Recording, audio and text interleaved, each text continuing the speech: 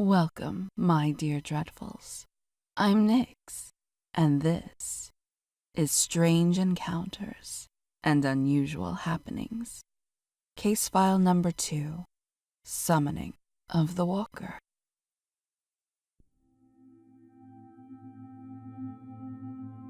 Hello, Nyx. I mentioned finally getting the motivation to write this up, and finally did so. I tried to write it with a bit of context and flow to at least make it a bit less dry and provide some background as to the what and the why that got me to the point of this strange encounter. And I hope I've managed to do a good job of it. Everything I've written is true, 30 plus years of time since notwithstanding. While I have experienced some unusual things before this and a few since, none have compared to this one in terms of the sheer impact it had, or the utter strangeness of it. I hope it's suitable for submission. Thanks for giving me this opportunity to share, and thank you as well for the great narrations. Yours is a voice that is simply, truly amazing. Sincerely, Rob. It was cold that February night, not bitterly so, but definitely below freezing, as I made my way from the mobile home I shared with my parents and older brother to the picnic storage shed that set catty-corner to our home. It was there, in that shed, that I would come as close to being face to face with the supernatural as I ever care to. The year was 1985, and I was 16 years old. I was an optimistic kid who loved anything sci-fi or swords and sorcery related. I'd been introduced to D&D 3 years earlier and had dove headlong into the entire genre, immersing myself in adventures in my head where I was often a mage of considerable power, but goodwill. I dreamed of writing fantasy novels and one day becoming a best-selling author, though as of that point I'd done little more than dream up a few ideas and set none down. None of this diminished my interest in my first love, the paranormal. I'd grown up fascinated by anything to do with ghosts, vampires, werewolves, cryptids, you name it. Fantasy merely gave me a new way to envision and explore it. I mention all of this because, despite my optimism, I was not in a good place at that age. I had few friends and was frequently bullied, and was either invisible to girls or they were outright repulsed by me, because honestly, I was a complete nerd. I was shy, socially awkward, couldn't drive yet, and while my family did well enough, we were nowhere near wealthy, and keeping up with the other kids just wasn't in the cards. I wanted to change that, and with the usual means beyond my reach, I grasped at ideas drawn from the fantasy world where I immersed myself to escape. In other words, the idea of real magic. It was a friend with similar interests to my own that set me off on this when he gave me a book titled Practicing White Witchcraft. It was printed around 1970 and was a mix of rituals, spells, and social commentary for that time. But to me, then, this was proof positive that yes, magic was real.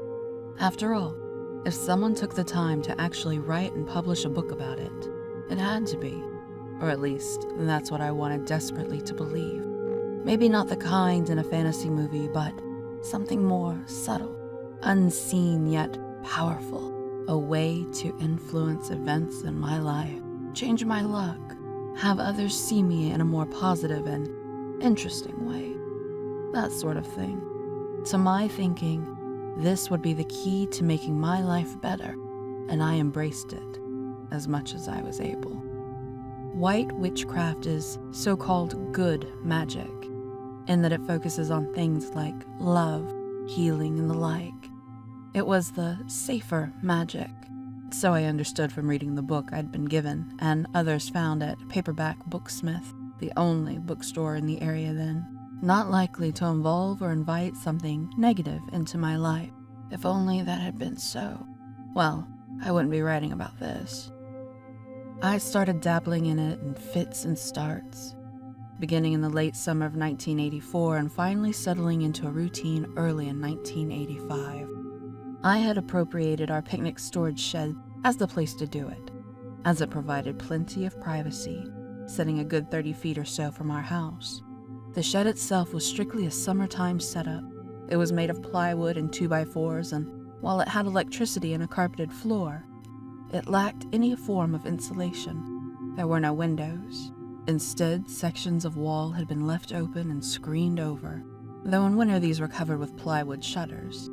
A short ramp led up to the double doors, which were again plywood and 2x4 construction, mounted on a metal slide track and facing my house. They could be locked from the outside, and inside were secured with simple eye hooks at the top, though I never bothered to use the one for the left-hand door, the main door, and always just left the right-hand one hooked into place, as it had fallen out of use as a picnic shed a few years before. It now mostly held furniture and other things we didn't want to keep in the house. A small standalone bar stored in there served as my altar, atop which were 2 white candles, a chalice, actually just a plastic cup I had little to work with, of salt water, and another with anointing oil, vegetable oil as I recall. The book said any kind would do, and a holder for incense, sandalwood, for protection, though it was also one of my favorite scents. And while not part of anything I'd gotten from a book, a Ouija board. I'd used one in the past as part of a pair or group, and had always had pretty good luck with it. There's even another story in there from a few years before. Truth is, nothing I had tried so far seemed to actually be doing anything, regardless of the promises of practicing white witchcraft, or any other source, mostly books and hearsay, provided. Typically, after I had done my rituals, and usually before I wrapped things up, I would consult the Ouija board, often getting responses from what I believed were friendly spirits. Whether I actually was, or this was merely wishful thinking on my part, I can't say. I do know almost nothing I was told ever turned out to be the truth, but I refused to see that. I was just that desperate to believe. I should also add that at this stage, I had no idea that using a Ouija board alone was considered very bad juju, as I've come to understand over the years, since this is a great way to draw dark or evil spirits to you, even more readily than regular use of the board. Looking back, that may well be just what happened. I'd been doing these rituals about 3 times a week now since early January. At this point, I'd moved from dabbling to a regular routine, and this night was no different than any other. It was cold, like I said, and there was snow on the ground, around 6 inches or so. It was old snow that had melted a bit during the day and then refroze at night, so walking through it would result in loud crunching with every step. The path from my house to the shed was packed down. The snow hardened and icy, so my feet made little noise as I walked along. I unlocked the shed and stepped inside, turning on the lights long enough to set up the small quartz heater that provided the only warmth, and to do the first part of the ritual, which involved sprinkling salt water in a circle around my altar as protection, while saying a prayer. White magic, as told by the book, involved the use of things like the Lord's Prayer and Hail Mary. Lighting the candles and incense came next, and then I turned the lights off and set to the next step of the ritual, which, if memory serves, was an invocation from the book, except for the sound of my voice, an occasional crystalline tinkling of the quartz heater. It was dead quiet. The night was clear and very calm, not even the slightest of breezes. And then, about halfway through the ritual session, it started. It was the sound of feet crunching the snow, a steady, rhythmic gait. It began off to my right. In that direction was several hundred feet of unused pasture, and a few trees before it eventually reached the 2-lane road that ran past. Behind me was our driveway and more road leading to the woods.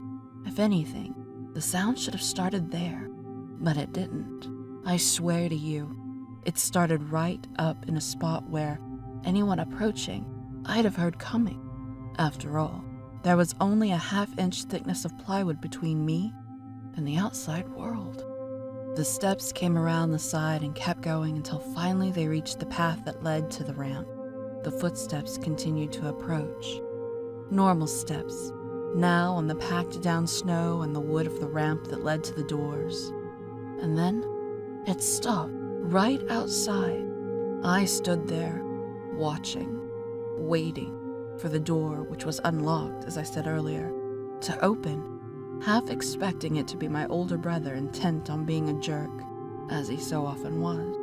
Instead, someone or something started to breathe into the crack between the doors. A deep, heavy breathing that gave me the impression of something large standing there. I was unsettled, but not yet afraid. Again, still convinced it was my brother playing around. I even called out, "Joe, that you? Because if you're trying to scare me, it ain't working." I got no response. Just that breathing, steady and heavy, as if something were waiting, watching, unable to see me but knowing I was there. Now I was getting scared. I was still half hoping it was my brother, but the longer it went on, the less I was sure of it. I remember thinking I had nothing to defend myself with, and it was blocking the only way out. Part of me wanted to throw open the doors and see. The rest of me was rooted to the spot.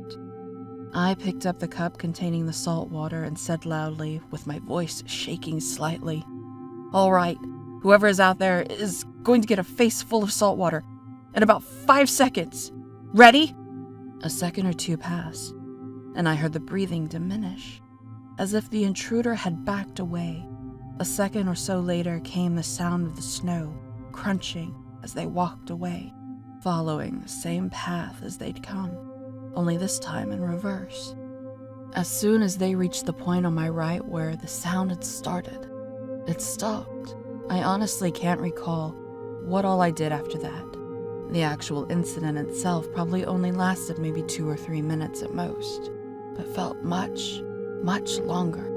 I do know I didn't leave the spot where I was standing. That was for sure. I think I may have consulted the Ouija board, but my memory is fuzzy on that. I do recall that I ended the ritual as usual, still badly shaken the whole time. When I finally worked up the nerve to actually leave, I peeked out, and making sure I could see nobody or nothing standing there, opened the doors and ran for the house. My parents were watching TV, and I didn't see my brother. When I asked my mother where he was, she reminded me he had work that night. In retrospect, how did I not notice his car wasn't in the driveway?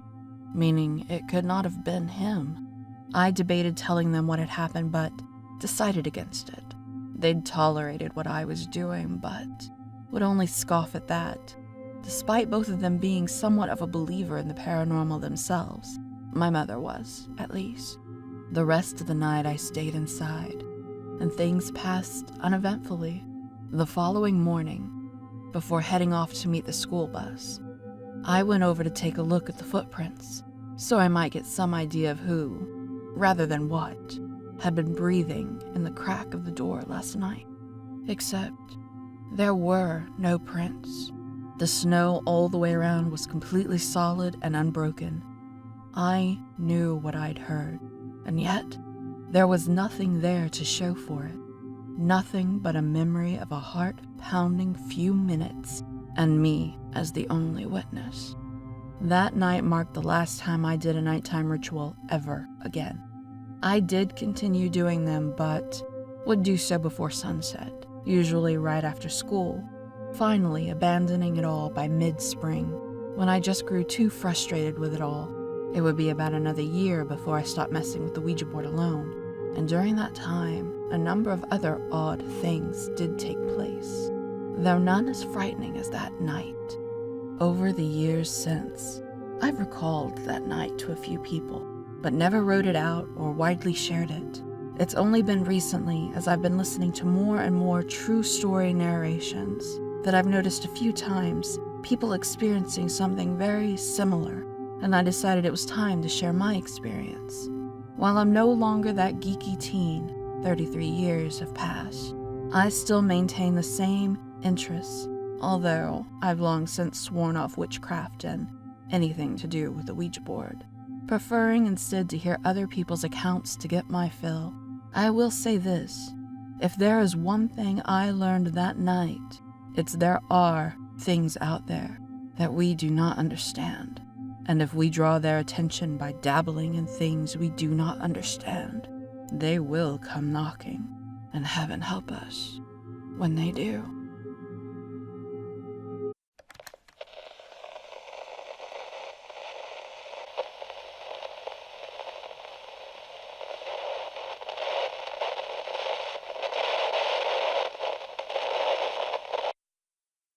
Now that's the end of our moment together, my dear Dreadfuls.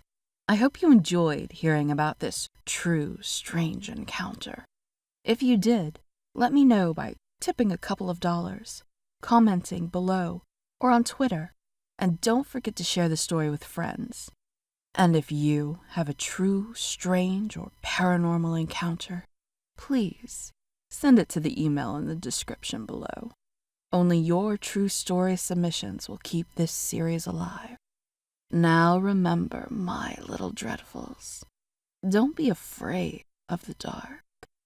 Be terrified of what is in it, watching and waiting just for you.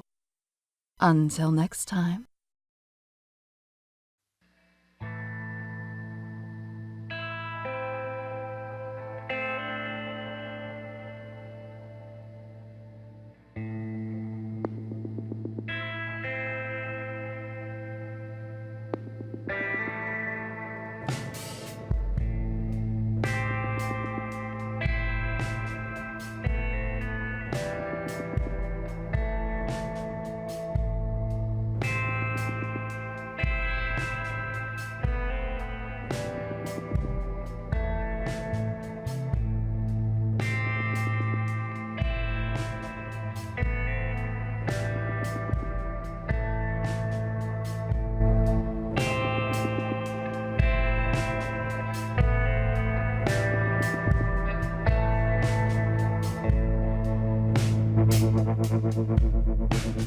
Thank you.